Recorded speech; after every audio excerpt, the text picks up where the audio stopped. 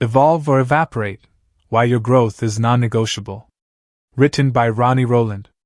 Published by Growth Literacy Lounge. A puddle on asphalt has two choices in the midday sun: evaporate or sink into the cracks. That's it. No third option. No pause button. No give me a minute from nature. Stillness in this world is a myth. We like to imagine we're the exception. That we can stay who we are, where we are, and somehow life will wait patiently outside our door. But it won't. The world is in motion, relentless, unapologetic motion. If you're not evolving, you're dissolving. Growth isn't a lifestyle trend. It's not optional. It's physics wearing a hoodie, whispering in your ear, adapt or disappear. Somewhere along the way, comfort became the idol. Stay safe, we're told. Don't rock the boat. But safety has a shadow: stagnation. And stagnation? That's just decay with better PR. This book is a mirror, not a massage. You won't find soft encouragements here. You'll find friction. That same necessary heat that turns clay into pottery or coal into a diamond. As Les Brown once said, you must be willing to do the things today others won't do, in order to have the things tomorrow others won't have. Asterisk, and most won't choose growth, because it hurts. But you picked up this book. That means something. This is a manifesto for motion. A demand for your next level. Not tomorrow. Not someday. Now. Because evolution doesn't wait. And evaporation doesn't ask permission. Let's begin. Chapter 1: The Myth of Neutral. Why standing still is a silent surrender. It starts subtly. A skipped workout. A conversation avoided. A dream shelved until next year. No sirens. No flashing signs. Just the quiet hum of inertia settling in like dust on furniture you swore you'd clean. Before you realize it, stillness has become a lifestyle. But here's the truth no one told you: there is no neutral. Life doesn't come with a parking brake. Picture a river. Anything not actively swimming forward is being pulled backward by the current. Drift feels peaceful, until you look up and realize how far you've floated from where you meant to be. That's what standing still really is: a slow, silent surrender. You don't see the cost until it's already compounded. Your skills become obsolete. Your relationships go stale. Your body, your ambition, your edge, all dulled by the illusion of rest. You've been sold a lie dressed as wisdom. If it ain't broke, don't fix it. But what if it is breaking, and you just stop checking? Stagnation is seductive. It looks like stability, feels like safety. But underneath, decay is already at work. Muscles atrophy without use. Languages are forgotten when not spoken. Connections fade when not nurtured. Your potential is no different. Research in neuroplasticity shows that the brain itself begins to deteriorate when not challenged. Like a blade left unused, it rusts. Not because it lacks strength, but because it lacked motion. Stillness isn't safe, it's corrosive. Meanwhile, the world around you evolves at a merciless pace. Your peers are sharpening their skills, building resilience, reinventing themselves. While you maintain, they maneuver. They pivot. They grow. And in a world ruled by acceleration, not moving is the fastest way to vanish. It's not your fault you were taught to coast. School rewards compliance. Jobs often praise consistency over creativity. Society markets comfort like it's a trophy. But deep down, your biology knows better. Cells regenerate. Bones reform. Trees grow taller even in winter's silence. Growth isn't ambition, it's instinct. And when you deny that instinct, you suffocate the very force that keeps you alive. The cost of coasting is subtle until it's severe. One day you look around and wonder when your passion became paperwork. When your goals became guilt. When your curiosity quietly packed its bags. You didn't choose to shrink. But you never chose to stretch. The good news? You don't need a revolution. You need a return. A remembering. Movement doesn't always roar. Sometimes it starts with a whisper. One choice. One step. 1 hour of discomfort in exchange for direction. The question isn't am I making progress? It's, am I resisting gravity? Because the gravity of mediocrity is strong. It pulls at your ankles with every compromise, every delay, every rationalization. But evolution favors those who resist that pull, not perfectly, but persistently. You may not feel ready. You may not know the full map. That's okay. Momentum is built by movement, not by mastery. What matters is refusing the myth. The myth that you can stay where you are and still become who you're meant to be. There is no neutral. Only evolution or evaporation. Choose. Stagnation isn't safe, it's a slow decline masked as security. The brain, body, and spirit deteriorate without deliberate growth. Refusing to move forward means falling behind in a world that never stops moving. Where in your life have you mistaken stillness for safety? Identify one area you've paused in: health, learning, relationships, and schedule a 15-minute action to create motion today. Chapter 2: The Biology of Becoming, Nature's Unforgiving Growth Law. A shark must swim to stay alive.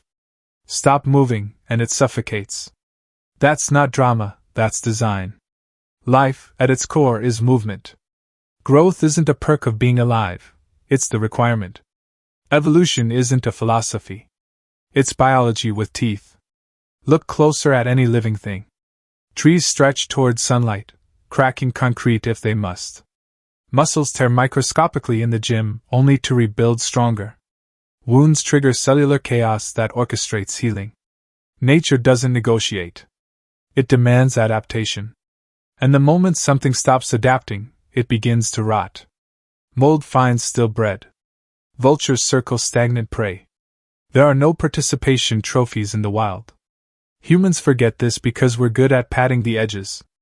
Air conditioning, ergonomic chairs, streaming platforms, comfort cocoons us, numbing the primal urgency to evolve. But the wiring remains. We are creatures of change. Our brains are shaped by use. Our hormones shift with challenge. Our bones strengthen under weight-bearing pressure. Take those away, and the systems designed for growth start shrinking instead. Studies in neurobiology show that without novelty or pressure, the brain literally prunes connections. Like vines left untended, parts of us begin to wither. The process is so quiet it feels like nothing, until one day, motivation is gone, curiosity is dead, and you don't recognize who's in the mirror. The world isn't cruel for demanding your evolution. It's consistent. You're either participating or being passed. In the business world, companies that resist innovation become fossils. Ask Blockbuster. Ask Kodak. Greatness has no loyalty to the past. It allies with those willing to mutate. Even on the molecular level, change is the rule. The very cells in your body, skin, blood, bone, are constantly regenerating. You are, biologically, a living transformation. Your identity isn't fixed. Your limits aren't law. They're stories your comfort zone keeps whispering while your biology screams for challenge. Yet most people wait for crisis. A health scare before they exercise. A breakup before they reflect. A layoff before they learn. But nature rewards the proactive. The species that preempt the drought. The businesses that pivot before collapse. The people who choose change before it's forced on them. You weren't built to plateau. You were built to ascend. Not endlessly upward, this isn't blind hustle, but consistently forward. Growth might mean slowing down, asking better questions, confronting old pain. But it always means movement. And movement, by definition, requires effort. The gravity of your old patterns will resist you. Your habits will argue. Your brain will protest. Evolution isn't elegant, it's messy, sweaty, chaotic. Think of a caterpillar liquefying inside a cocoon. It literally dissolves before becoming something new. That's the cost of wings. You don't need to have it all figured out. Biology doesn't demand perfection. It demands participation. It asks only this: keep adapting. Keep pressing. Keep becoming. Because the moment you stop, nature begins the subtraction. All life is wired for growth. Without motion, decay sets in. Your biology is built to evolve, but comfort interrupts that process. Evolution isn't optional, it's the law of survival. Where in your life have you ignored nature's call to adapt? Introduce one new physical or mental challenge this week, a task that stretches you beyond your current comfort threshold. Chapter 3: Comfort is a Cage. How Safety Stunts Your Soul. A lion born in a zoo doesn't know it's in a cage. It's fed at regular intervals. It sleeps without fear of predators. It never hunts, never starves, never runs for its life, or its lunch. On paper, it's safe. But somewhere deep in its muscles, something atrophies. The wild gets bred out. Not with force, but with comfort. Humans aren't much different. We trade passion for predictability, growth for guarantees. We construct lives like well-upholstered traps, same job, same habits, same conversations, same internal monologue, and we call it stability. But stability isn't what it seems. Comfort is a slow sedative. You barely feel it working until one day, you wake up and realize your fire's gone cold. Safety whispers seductive things. You've got time. Don't risk that. What if it doesn't work out? But every time you choose not to try, not to stretch, not to leap, you reinforce the bars.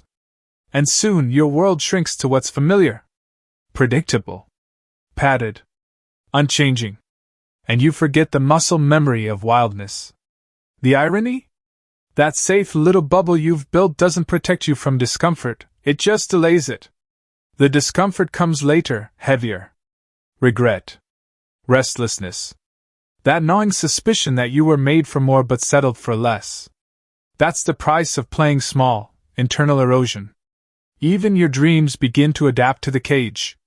You no longer imagine what's possible, you negotiate with what's probable. You downsize your ambitions to match your environment. You rehearse contentment and call it maturity. But let's be clear, avoiding risk isn't wisdom if the cost is your potential. Fear loves comfort because it can hide there. It doesn't have to roar. It just needs you to stay. To keep the routine. To numb the ache with entertainment, excuses, or busyness. But the soul knows. It always knows. It knows when it's not stretching. When it's not expressing. When it's not becoming. And the longer it's silenced, the louder it rusts. Comfort doesn't just steal growth, it rewrites identity. You begin to believe you're someone who just isn't creative, or isn't good with people, or isn't made for leadership. But those aren't truths. They're conclusions drawn from a small sample size. The problem isn't capacity, it's captivity. Every meaningful breakthrough in history, personal or planetary, began with discomfort. That conversation you don't want to have? The idea you're afraid to pitch? The gym you keep driving past? Those are doorways. And the doorknob is hot because fire lives on the other side. Growth and comfort never hold hands. You get one or the other. Not both. You can either evolve, or you can repeat. You can stretch, or you can settle. But no one has ever built a legacy from a padded cell. This isn't a call to recklessness. It's a call to rewilding. To remember that the cage was built with your permission. And it can be dismantled the same way, one bold, uncomfortable action at a time. Because the cost of staying safe is everything you'll never become. Comfort seduces you into shrinking, not growing. Safety without challenge breeds stagnation and silent regret. Growth only happens outside the padded boundaries of routine. What area of your life has become a comfortable cage, and what's it costing you? Do one thing today that makes you uncomfortable but aligns with your growth. Start the conversation, book the class, take the step. Chapter 4: The Decay of Delay. Time isn't waiting for you. Procrastination isn't laziness, it's permission. Permission for life to decide your outcome while you rehearse your intentions. And while you wait for the right time, the clock doesn't. It keeps ticking, carving wrinkles into your face, rust into your dreams, and distance between you and who you could have been. We tell ourselves stories to justify the stall. I'll start Monday. After this season calms down. When I feel ready. But delay is a liar dressed in logic. It sounds reasonable. Sensible, even. But underneath, it's a thief. Because while you're busy preparing to begin, Erosion is already happening. Unacted on ideas don't stay fresh, they rot. Confidence, when uncultivated, corrodes. Clarity dims the longer it's ignored. The muscles of ambition atrophy with every excuse. And slowly, the version of you that could have been becomes a ghost you start bumping into, especially in the quiet. Science backs the rot. Studies show that the brain strengthens neural pathways based on repetition. Every time you hesitate instead of act, that hesitation becomes a groove. The groove becomes a trench. And soon, waiting isn't a decision, it's a default. You've trained your nervous system to fear forward motion. Meanwhile, momentum builds, just not for you. Others act. Others apply. Others hit send, make calls, take risks. And every small move they make becomes compound interest. While you're holding meetings in your mind, they're collecting results. The worst part? Delay disguises itself as care. I'm being cautious. I'm researching. But overthinking is a form of emotional procrastination. It feels productive while it protects you from vulnerability. Because to start is to risk. To publish, to speak, to show up, it exposes you. And your ego would rather stall than be seen imperfectly. But life doesn't reward the polished. It rewards the present. Those who show up. Flawed, maybe, but in motion. Because the act of doing reshapes identity far more than the act of planning. Nature shows no sympathy for hesitation. Seeds that aren't planted don't grow. Seasons pass. And there is no refund for missed springs. Opportunities often have a short shelf life. Not because they vanish, but because you do. The version of you bold enough to reach is replaced by a version dulled by delay. Think of the momentum you've lost not in days, but in decisions. The book you didn't write. The course you didn't take. The relationship you didn't repair. The voice you silenced. What if they weren't just things on a to-do list? What if they were exits off a highway you won't pass again? There's no shame in having waited. Only danger in continuing to. Urgency isn't panic, it's power. It doesn't mean rushing. It means realizing time has no loyalty to potential. It moves. And you must move with it. Not perfectly. Just presently. One imperfect step is worth more than 1,000 perfect intentions. You don't need more time. You need more truth. You need to look the delay in the eye and call it what it is, fear pretending to be patience. Decide now. Not when it's easy. Not when it's safe. Now, because later is how dreams die. Delay breeds decay. Ideas and confidence both erode in inaction. Every moment you wait, you're training your mind to hesitate. Urgency isn't stress, it's alignment with reality's tempo. Where have you been mistaking delay for strategy, and what has it cost you? Take one immediate action on a goal you've been postponing, send a message, make the call, hit publish. Chapter 5: The Friction Factor. Why Pain is Proof of Progress. A butterfly must fight its way out of the chrysalis. That struggle isn't a flaw in the design, it's the feature. Scientists once tried to help by cutting the cocoon open. The butterfly emerged, wings soft, body swollen, flightless. Without friction, it didn't develop the strength to fly. Its escape was painless and fatal. Pain, discomfort, resistance, these are not enemies of growth. They are its forge. You don't stretch without strain. You don't rise without resistance. Progress is rarely cushioned. It scrapes. It stings. It demands. But that's how you know it's working. In a world obsessed with ease, pain is mislabeled. We flinch at the first sign of discomfort, assume something's wrong, something broken. But the burn in the muscle isn't injury, it's adaptation. The tension in a hard conversation isn't conflict. It's connection trying to evolve. The ache of stepping into the unknown isn't danger, it's destiny demanding motion. Avoiding pain is a learned behavior. From childhood, we're taught to dodge it, numb it, medicate it. But growth doesn't happen in padded rooms. It happens in the messy middle, the zone where things get real, raw, and revealing. That's where the old dies and the new is born. Research in neuropsychology shows that the brain rewires itself most effectively during periods of difficulty. That's when learning embeds deepest. Not during the review, but the wrestle. Not when you know the answer, but when you're clawing for it. Your brain, like your body, grows stronger when you stress it the right way. But here's the trap: society sells comfort as success. Spa days over sweat. Hacks over habits. Retreats over resilience. And while rest has its place, too much of it turns recovery into regression.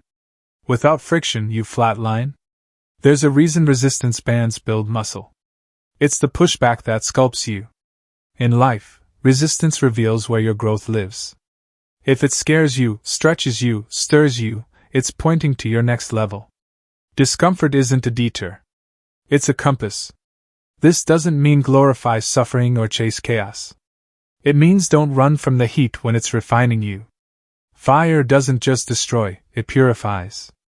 That hard season you're in, it might be shaping the version of you capable of holding the life you asked for. Most people quit in the tension. Not because they can't continue, but because they don't understand what the pain is producing. They misread the burn. They flee the forge. They pull back right before the breakthrough. Don't. You're not broken because it's hard. You're becoming. You're in the cocoon. The discomfort is not a sign to retreat, it's a signal you're exactly where growth is possible. Friction is the price of flight. And every step you take through the fire burns away a version of you that can't come with you to your next level. So lean in. Not recklessly, but willingly. Let the weight teach you. Let the tension shape you. Let the pain make you powerful. Because when you understand friction is proof of forward motion, you stop fearing it. You start using it. Pain isn't punishment, it's preparation. Growth requires friction. Ease rarely produces evolution. Discomfort is often the clearest signal of where you need to go next. What pain or tension are you currently avoiding that might actually be trying to grow you? Lean into one area of current discomfort. Don't fix it yet, just face it. Journal what it might be teaching you. Chapter 6: Identity Upgrades. Outgrowing who you were. Snakes don't grow by stretching their skin. They grow by shedding it. It's a brutal process, tight, irritating, even dangerous if resisted. But it's required. Not optional. A snake that refuses to shed dies trapped inside the past version of itself. Evolution demands exit. Not just from places, but from personas. You're not just becoming something, you're unbecoming something else. That's the cost of growth, the death of outdated identities. And most people aren't afraid of becoming someone new.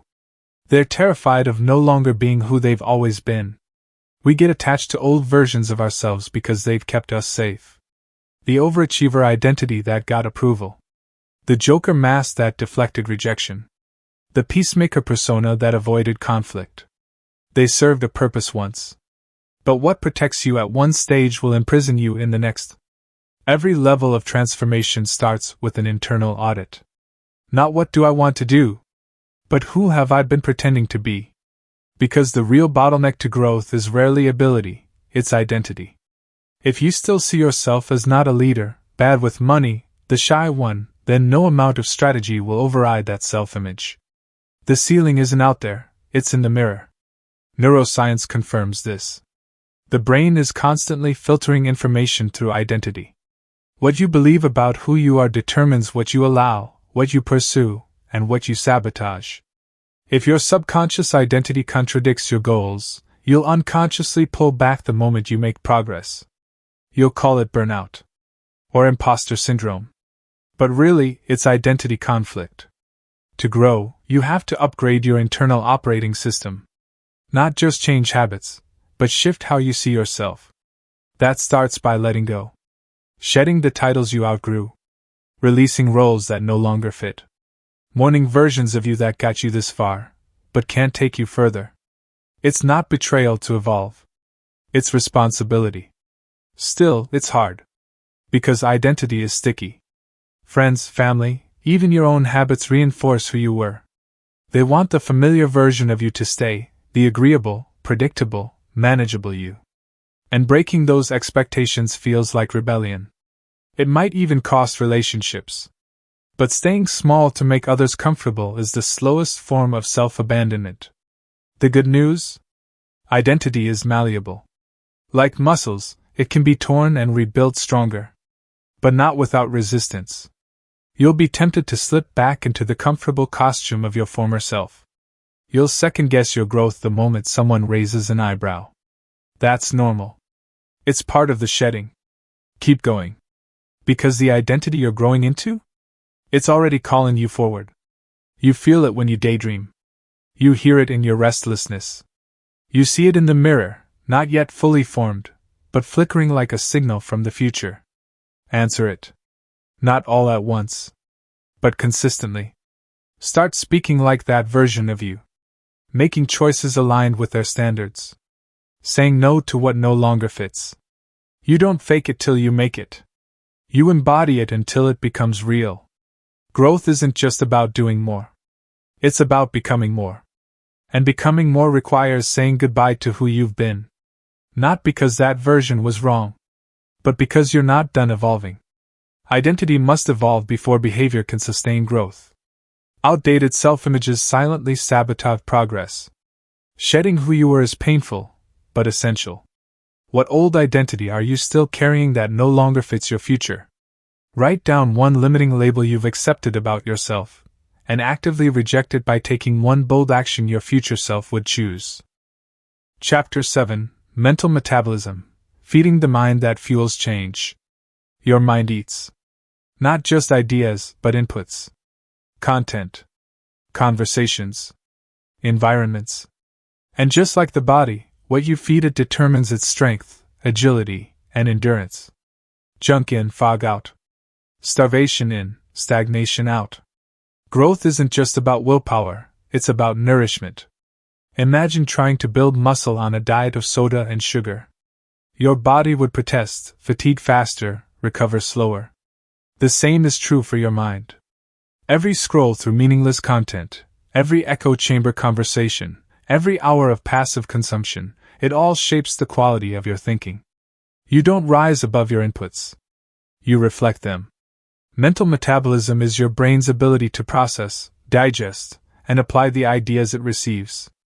And it works best when fed a balanced, intentional diet. That means not just reading more, but reading better. Not just listening to podcasts, but choosing ones that challenge you.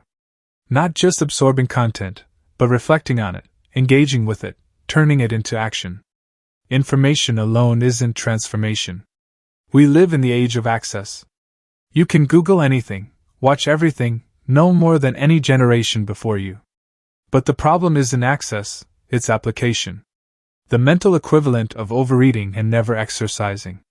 Consuming ideas without digesting them turns knowledge into clutter. The mind slows down under the weight of unused insights. This is where most people get stuck. They binge content looking for motivation, thinking that more inspiration equals more change. But motivation without movement leads to guilt, not growth. The brain needs tension, challenge, friction. It needs to lift weight, not just read about lifting.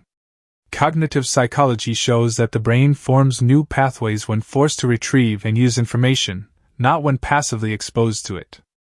That means you learn more by wrestling with a paragraph than breezing through a whole book. Slow thinking, deep thinking, that's where transformation brews. This also means you must protect your mental environment like sacred soil. If your brain is a garden, distraction is the weed. It doesn't take much, a quick social media spiral, a few hours of gossip, one toxic voice, and suddenly your momentum wilts. You can't outgrow your environment. You must outdesign it. That may mean setting up mental meals instead of mindless snacking. Scheduling deep work blocks. Curating your feeds. Saying no to mental junk food, even if it's entertaining. The cost of constant consumption is cognitive obesity, bloated thinking, shallow focus, and inability to metabolize anything meaningful. But when you feed your mind with intention, philosophy, strategy, reflection, challenge, it sharpens. Your ideas get leaner. Your thinking gets stronger. You respond instead of react. You start making decisions that echo your future, not your fatigue. And just like physical nutrition, it's not about perfection. It's about patterns. No one eats clean every meal. But the person who treats their brain like an engine rather than a trash can is the one who accelerates while others stall. So audit your inputs. Choose your content like you choose your fuel, based on where you want to go, not where you've been. Engage ideas that make you uncomfortable. Wrestle with perspectives that aren't your own. Feed the mind that matches your mission. Because growth isn't just about mindset. It's about mind diet. And the hungrier your goals, the cleaner your inputs must be. Your mental inputs shape the strength and direction of your thinking. Passive consumption weakens transformation, intentional engagement strengthens it. Growth depends on feeding your mind what your future requires. What's one regular input that's dulling your focus, and what could you replace it with? Replace 15 minutes of daily mental junk food scrolling, noise, gossip with a challenging, growth-focused input. Chapter 8. Relationship Renovation, Growing Past the Familiar. Not every hand you hold is meant to walk with you forever. Some are only meant to walk you to the edge of who you used to be. Growth has a way of shifting your orbit. The higher you rise, the more gravitational forces start to change. Some people pull you upward.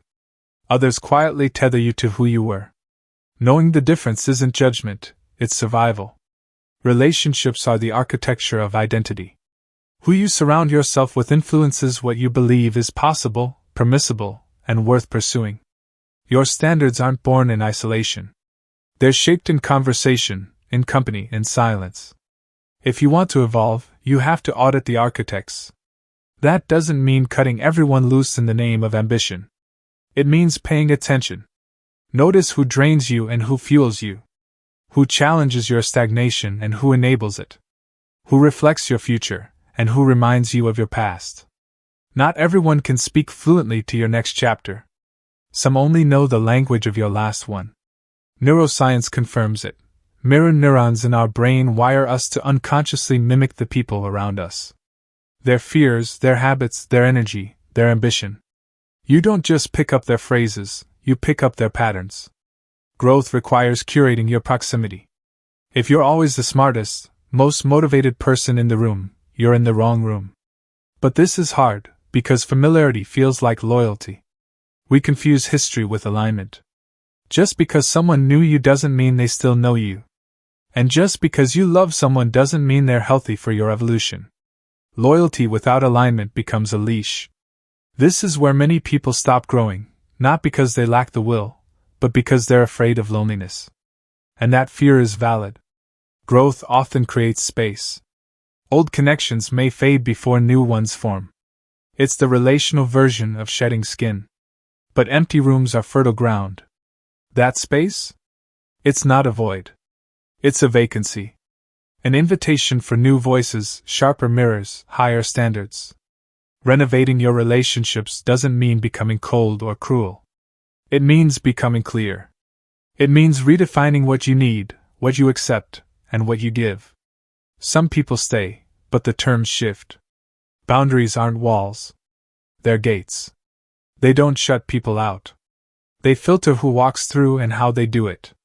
Sometimes, growth means becoming the expander in someone else's life. Don't just look for people who push you, be one. Speak life. Model evolution. But know when to stop pouring into cups that only leak. You're not abandoning them. You're refusing to abandon yourself. Because every step into your future will stretch your relationships. Some will grow with you. Others won't. Both are okay. Growth has casualties, yes.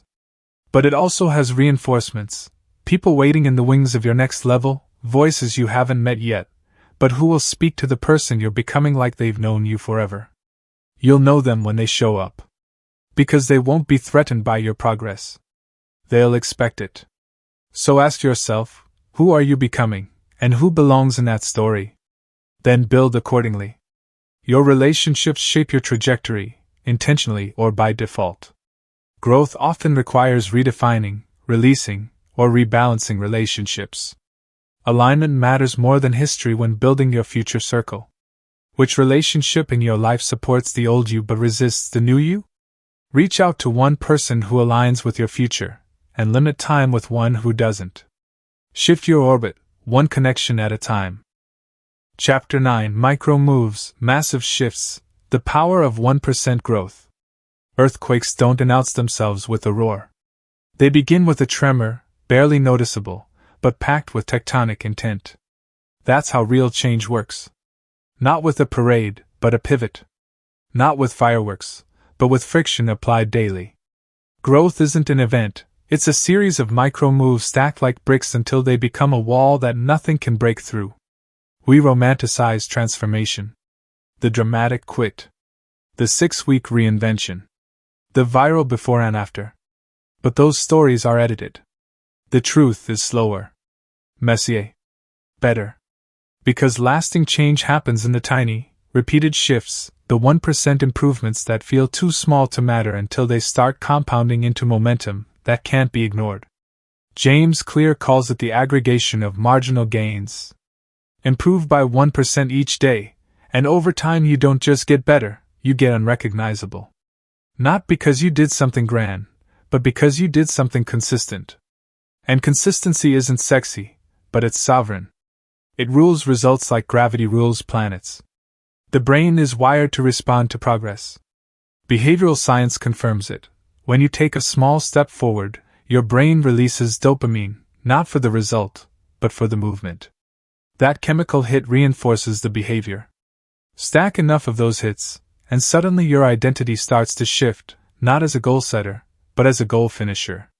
But here's the catch: micro moves don't feel like progress. They feel insultingly small. Reading 10 pages. Drinking more water. Saying no to a small distraction. Going for a 10-minute walk. Having one hard conversation. The ego hates the scale. It wants dramatic. It wants immediate. But real change scoffs at drama. It's built in the shadows, not on the stage. The danger isn't failure. It's fatigue with the process. It's quitting because you think you should be further by now. But growth doesn't move in straight lines. It moves like bamboo, quiet for years, then explosive. And that explosion only happens because of years of unseen root work. 1% growth is a rebellion against perfectionism. Perfection says if it's not flawless, it's worthless. Progress says if it's forward, it's enough. And enough, done daily, becomes exceptional. Your job is not to overhaul your life in one heroic weekend. Your job is to choose your next inch with intention. Then choose again tomorrow. And again.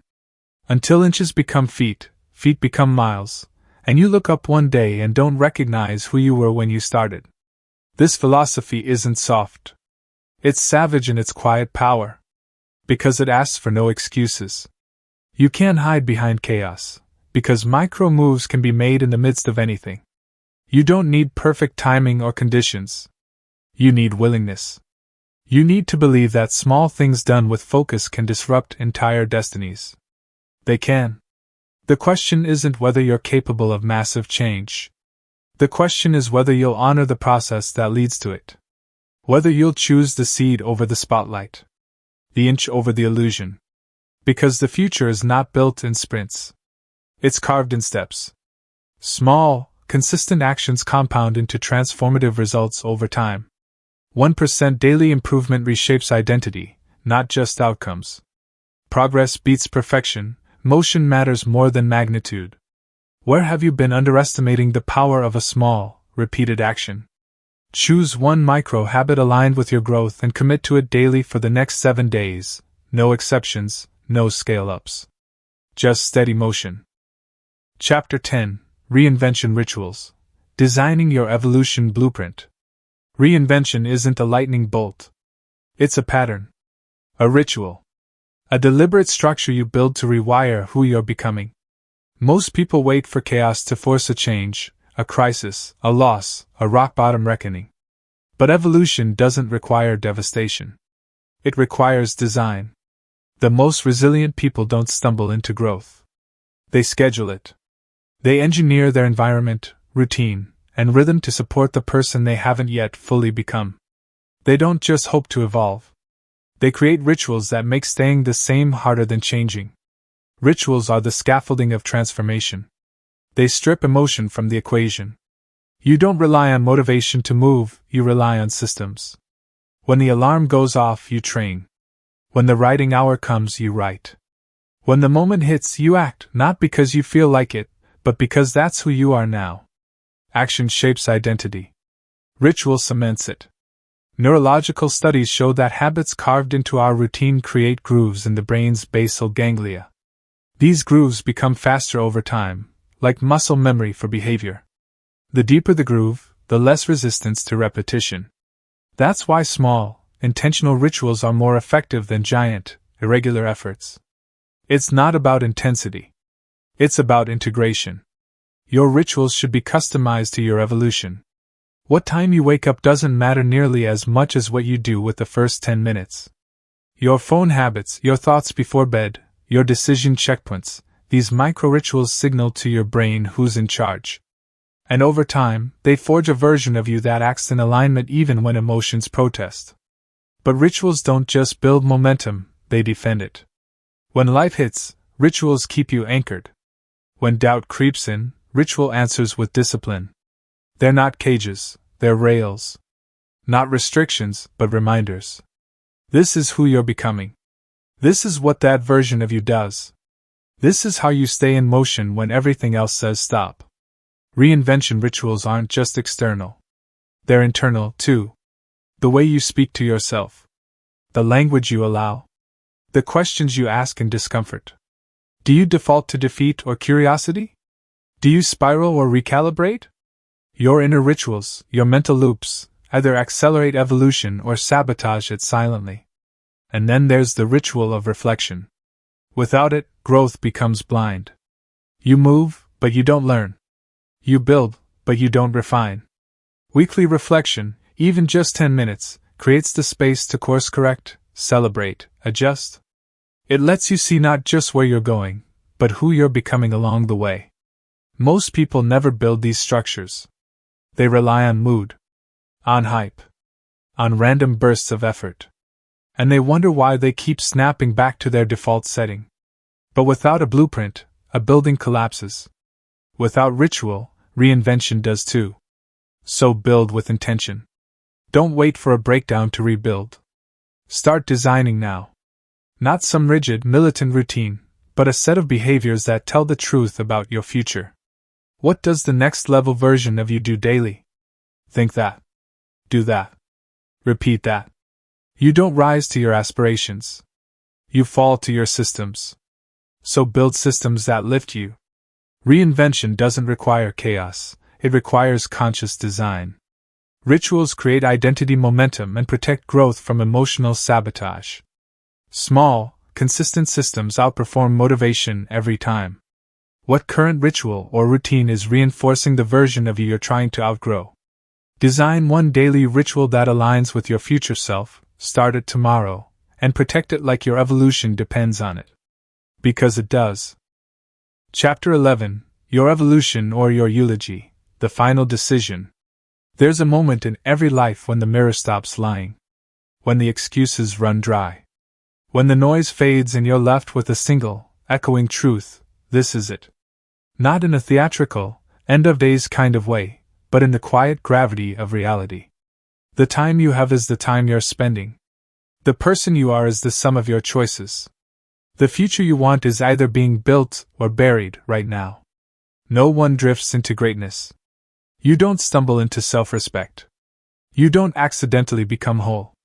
Evolution doesn't happen because you read a book or survived a storm. It happens because you made a decision. A definitive, no turning back kind of decision to stop rehearsing potential and start embodying it. This isn't a motivational moment. This is a contract. Between who you've been and who you're willing to become. Between your comfort and your calling. Between your past and your possibility. Because let's be honest, evaporation isn't dramatic. It's quiet. It's the slow fade of mischances, numb dreams, and untapped courage. It's not failure that haunts most people. It's watching themselves shrink in plain sight. Alive, but unexpressed. Breathing, but buried. And maybe that's been you. Maybe you've played it safe. Delayed. Diminished. Chosen quiet over bold, later over now, known over necessary. But here's the good news. Evolution doesn't care where you've been. It cares where you're pointed. It doesn't require perfection. It requires movement. You get to draw a line. Here. Now. Not because you're broken, but because you're done pretending you're not built for more. Not because your past was wasted, but because your future can't afford the same pattern. Not because you're fearless, but because you're finally willing to be scared in the direction of growth. This moment, reading these words, is not passive. It's active. It's confrontation disguised as encouragement. Because you can't unknow what you now know. You can't go back to believing that stillness is safe, that delay is harmless, that comfort is free. You know too much. You've seen the cost. And now you decide, your evolution or your eulogy. Evolution is gritty. It requires sweat equity, inner excavation, uncomfortable action. It will ask for things you'd rather hide. It will stretch muscles you forgot you had. It will strip off the layers that made you likable but not alive. But it will also give you back your fire. Your focus. Your fight. Eulogy is easy. It asks for nothing. It lets you drift, numb, delay. It lets you stay liked and stagnant. It lets you postpone your purpose until your pulse no longer matters. But it costs everything, especially the parts of you the world never got to see. So this is the final fork. The choice that defines all others. You don't need another podcast, another post, another pep talk. You need a decision. You've reached the moment the puddle reaches in the sun. Evaporate or evolve. Choose. Your life is the result of daily decisions, drift or deliberate. You either evolve intentionally or disappear gradually. This is not about perfection. It's about commitment to motion. What decision are you ready to make today that declares your evolution has begun? Write down one belief, behavior, or barrier you're leaving behind today, and take one visible action that proves it. No delay. No drama. Just decision. Take care and be well.